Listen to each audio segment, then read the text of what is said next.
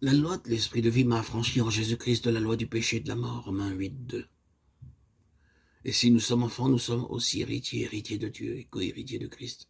Si toutefois nous souffrons avec lui afin que nous soyons aussi glorifiés avec lui, Romains 8:17. Ainsi, je le connaîtrai, lui et la puissance de sa résurrection et la communion de ses souffrances, me rendant conforme à lui en sa mort, Philippiens 3:10.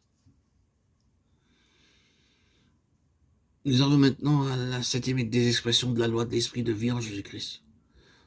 Nous avons suivi les stages différents de son opération, illustrés pour nous par les hommes du livre de la Genèse, depuis Adam jusqu'à Jacob.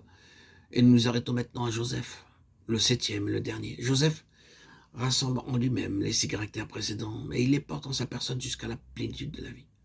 Demandons-nous aussi en Joseph se trouvait cette première attitude fondamentale où tout est pour le Père.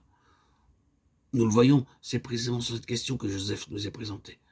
Le commencement de l'histoire de Joseph nous dit qu'Israël aimait Joseph plus que tous ses autres fils. Pourquoi cela?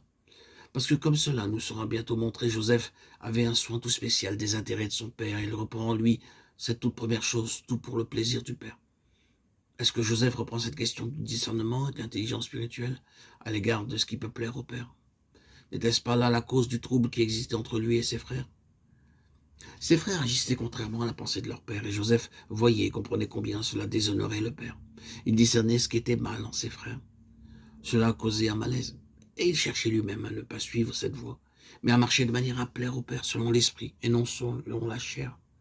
Ensuite, nous pouvons voir clairement comment ce principe de la résurrection opéra en Joseph. Sa vie fut largement basée sur ce principe. Est-ce qu'il entra dans la mort?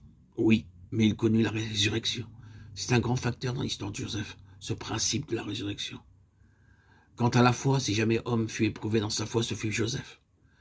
Durant toutes les années qu'il passa dans la maison de Potiphar, puis en prison dans le donjon, oh, combien grande fut l'épreuve de sa foi.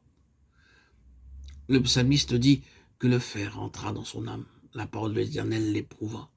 Oui, il dut avoir de la foi, et sa foi fut éprouvée. Et il est merveilleux de le voir se confier en Dieu. Nous ne trouvons pas trace d'amertume, de ressentiment, de rébellion. La foi est triomphante en Joseph. Oui, il est un vrai fils. L'esprit du Fils était en lui, dans le don qu'il fit de lui-même au service de la maison de Dieu, représenté par ses frères. Il avait le souci du bien-être de ses frères, il alla voir comment ils se portaient. Il leur apporta du pain. Le grand but de sa vie, c'était le service à rendre à ses frères, ce que nous voyons plus tard en Égypte. Oui, il est tout à fait clair que Joseph représente tous ses caractères précédents. Mais que trouvons-nous ensuite?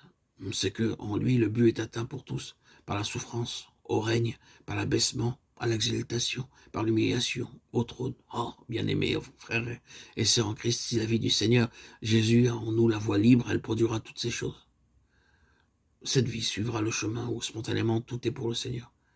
Elle suivra le chemin d'un discernement spirituel progressif quant à ce qui est du Seigneur et qui ne l'est pas. Et l'on n'aura jamais besoin de nous dire, ou nous n'aurons jamais besoin de dire aux autres, il faut abandonner ceci, ne pas faire cela. La loi de l'esprit de vie nous enseignera ce qui n'est pas selon la pensée du Seigneur. Elle nous séparera d'avec le monde. Et nous saurons que c'est nous qui avons choisi de nous séparer du monde en communion avec l'esprit.